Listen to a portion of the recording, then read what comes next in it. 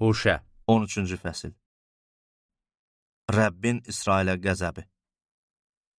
Efraim danışanda hamı titriyirdi. İsraildə ucalmışdı, amma Baala tapınıb təqsir eləyəndə məhv oldu. İndi günah üstünə günah eləyirlər. Gümüşlərindən özlərinə tökmə bütlər, məharətlə düşünülmüş bütlər düzəldirlər. Hamısı usta işidir. Qurban gətirən adamlar danaları öpsün deyirlər. Buna görə də səhər dumanı, erkən uçub gedən şeyh, xırmanda sovurulan saman çöpü, bacıdan çıxan tüstü kimi olacaqlar. Amma səni Misir torpağından çıxaran Allahın Rəbb mənəm. Sən məndən başqa Allah tanımamalısan. Çünki məndən başqa xilaskar yoxdur. Mən sənə çöldə, quraq torpaqlarda göz qulaq oldum. Onları bəslədiyimə görə doydular. Doyandan sonra onların ürəyi qürurlandı. Buna görə də məni unutdular. Mən onlara bir aslan olacağam. Bəbir kimi yol kənarında puskuda duracağam. Balalarından məhrum olmuş ayı kimi onlara hücum çəkəcəyəm. Ürəklərinin pərdəsini yırtacağam.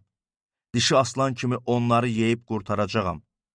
Vəhşi canavar onları parçalayacaq. Ey İsrail, mənə, köməkçinə qarşı çıxmağın səni ölümə aparır.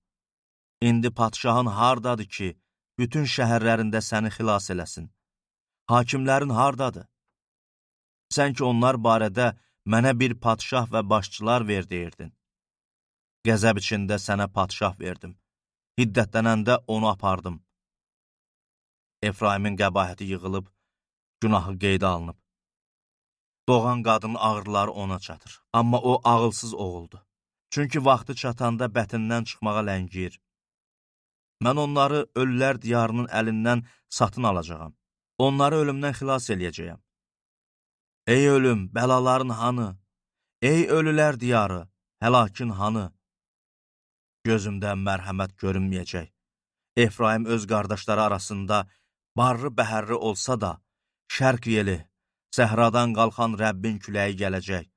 Onun bulağı quruyacaq, çeşməsinin suyu kəsiləcək. Bütün qiymətli şeylər xəzinəsi qarət olunacaq. Samariya günahının cəzasını çəkəcək. Çünki Allahına qarşı üsyankar oldu. Onlar qılıncdan həlak olacaq. Balaları yerə çırpılıb parçalanacaq. Hamilə qadınlarının qarnı yarılacaq.